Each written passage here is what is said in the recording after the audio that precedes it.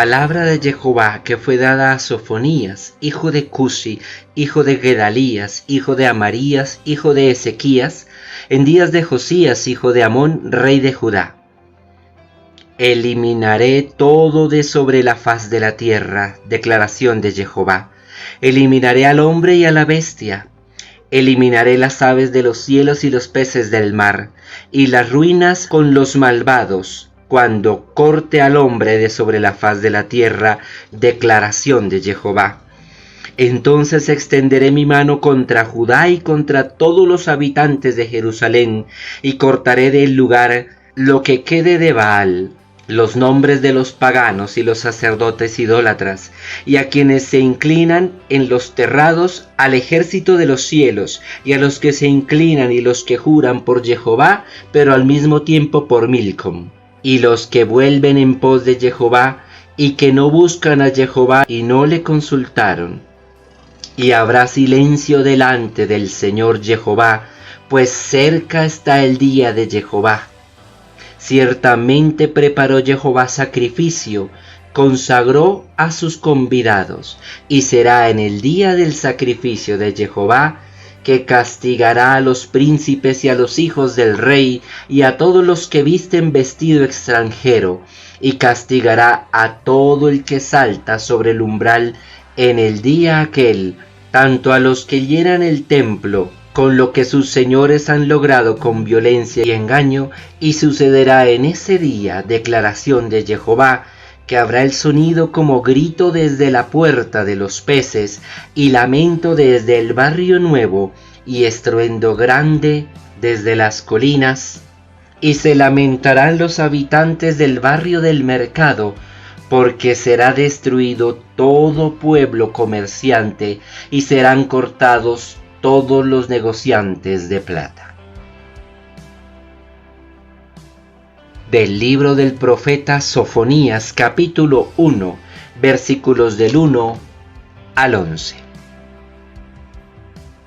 Hemos iniciado, queridos hermanos, por pura misericordia divina, un nuevo libro de profetas, el libro del profeta Sofonías, un profeta que inicia su ministerio profético, es decir, su predicación, su denuncia y su anuncio aproximadamente hacia el año 630 a.C., es decir, un siglo después de Miqueas. En la Biblia encontramos ese gran silencio. Desde Miqueas hasta Sofonías no se encuentra ningún otro profeta. No hay predicación alguna.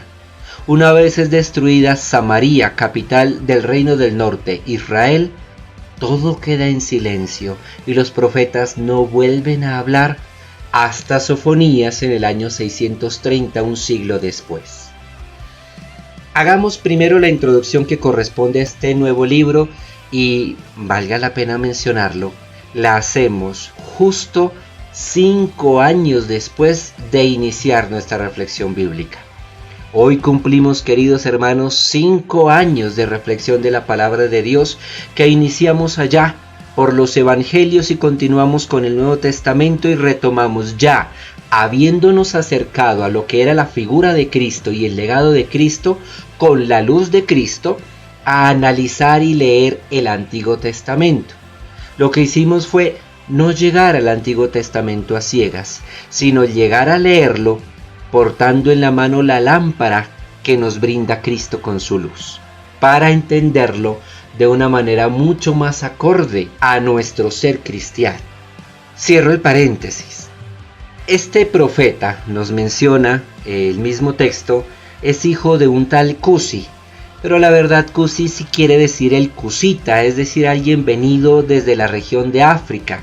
Sin embargo, el autor del libro del profeta Sofonías, recordemos que no necesariamente era el profeta quien escribía su mismo libro, sino algún secretario o alguien que guardaba las predicaciones de los profetas, las anotaba o las memorizaba y luego armaba con ellas un libro.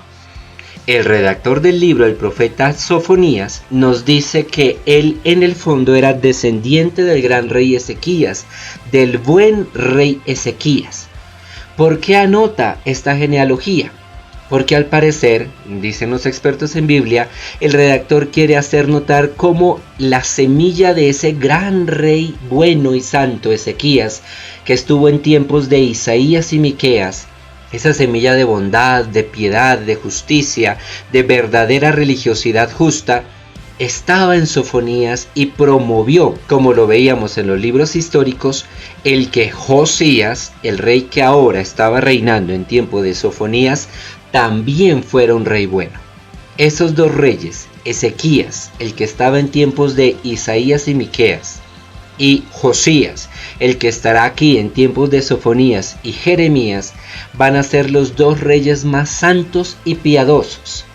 ¿Por qué? Se cree que lo que predicaba Isaías, lo que predicaba Miqueas y luego lo que predicó Sofonías movieron el corazón de estos reyes al arrepentimiento y a la promoción de una vuelta a la justa y sana y pura religiosidad israelita. Es decir, esos dos reyes tan santos hicieron tanto bien al pueblo de Israel gracias a que los profetas Isaías y Miqueas en tiempos de Ezequías y Sofonías y Jeremías ahora en tiempos de Josías los empujaron con su predicación, los alentaron, los aconsejaron para que hicieran las cosas de la manera más grata para Dios y para que quitaran de entre la vida del pueblo toda la idolatría y todo lo malo que sucedió. Sofonías morirá antes que termine la reforma del rey Josías. Y esto se sabe porque en esa reforma existe una tradición bíblica y en la cultura judía que haciendo obras de reparación del templo encontraron un libro por allá oculto debajo de las bases del templo. Y este libro se lo llevaron al rey Josías y cuando el rey y sus sacerdotes, aquellos que lo criaron desde pequeño, lo abrieron, encontraron que era una copia del libro de la ley, es decir, de la Torá. En otras palabras, era un libro que contenía los libros que nosotros llamamos como Génesis, Éxodo, Levítico, Números y Deuteronomio. Y para el rey y los sacerdotes estar seguros que este libro contenía realmente la enseñanza de Moisés, buscaron un profeta para que lo leyera y dijera: sí, el libro dice la verdad, no está enseñando cosas distintas, no está tergiversado. Pero ya no estaba el profeta Sofonías para que el rey Josías le pidiera que revisara el libro. Como nos dijeron los libros históricos, Josías tuvo que acudir a la profetisa Hulda para que ella fuera la que revisara ese libro porque ya había muerto Sofonías. La gran pregunta que queda para muchos en el aire es: ¿y por qué Josías no lo mandó revisar de Jeremías? Hay quienes dicen que por este tiempo, el tiempo del rey Josías, el profeta Jeremías todavía era muy tímido en su predicación. Hasta ahora estaba empezando y por tanto no era muy conocido todavía de la casa real. El libro del profeta Sofonías, que es un libro bastante pequeño de solo 3 capítulos, los expertos en Biblia lo encuentran dividido en 3 partes principales. La primera parte, de la que ya hemos leído 11 versículos el día de hoy, que anuncia el juicio universal. Una segunda parte que nos hablará de amenazas contra países extranjeros. Y una tercera parte que habla de esperanzas de salvación después del juicio. Antes de analizar un poquito el tema principal de todo el libro de Sofonías, que es el día de Jehová, el día del Señor, vale la pena que recordemos qué está pasando en tiempos de Sofonías. Ya no existe el reino del norte. Hacía casi un siglo ya había desaparecido el reino del norte, había sido arrasada Samaria, no quedaban sino ruinas, y ni siquiera habían israelitas viviendo en aquellas antiguas tierras del reino del norte. Todos habían sido llevados a diferentes lugares del reino de Asiria, y el rey de Asiria había traído a esa región habitantes desde Samaria para que introdujeran su cultura y sus costumbres y pusieran a producir esa tierra que había quedado desolada. Asiria al fin no había logrado atacar ni destruir al reino de Judá y a su capital Jerusalén, pero sí le había impuesto un tributo, un impuesto. En otras palabras, el reino de Judá, el reino del sur, en esos momentos de la historia era un pequeño reino subyugado a un gran imperio y constantemente tenía que rendirle tributo y ofrecerle impuestos. Si bien Josías era ese otro de los grandes reyes santos, antes de Josías el pueblo del reino del sur se había corrompido terriblemente. Porque el hijo del gran Ezequías, recordemos, el rey santo de tiempos de Isaías y de Miqueas, el hijo de ese rey, Manasés, asesinó a Isaías. Seguramente sucedió lo mismo con Miqueas, e introdujo la idolatría, el baalismo, los sacrificios de niños como prácticas de culto comunes en el pueblo de Israel que habitaba en el reino del sur, el reino de Judá. En otras palabras, cuando Sofonías empieza su predicación y Josías hasta ahora estaba empezando a reinar, la cosa estaba terriblemente corrompida desde el punto de vista religioso. Por eso el tema principal de Sofonías será el día de Jehová. ¿Cómo entiende el Antiguo Testamento a la luz de los profetas esto del día de Jehová? Es como el día de pasar a pedir cuentas. Imaginémonos que trabajamos en una gran hacienda y llega el día en el que desde la ciudad viene el dueño de la hacienda a revisar todo, a revisar libros de cuentas, a revisar la producción, a revisar los ganados, el caballo, cómo está la casa, cómo están los cultivos, cómo está todo. Va a pasar por cada uno de los lugares de la hacienda a pedir cuentas, a revisar. Esa era la manera como entendían los profetas el día de Jehová. Recordemos que el primer profeta en anunciarlo fue el profeta Amós.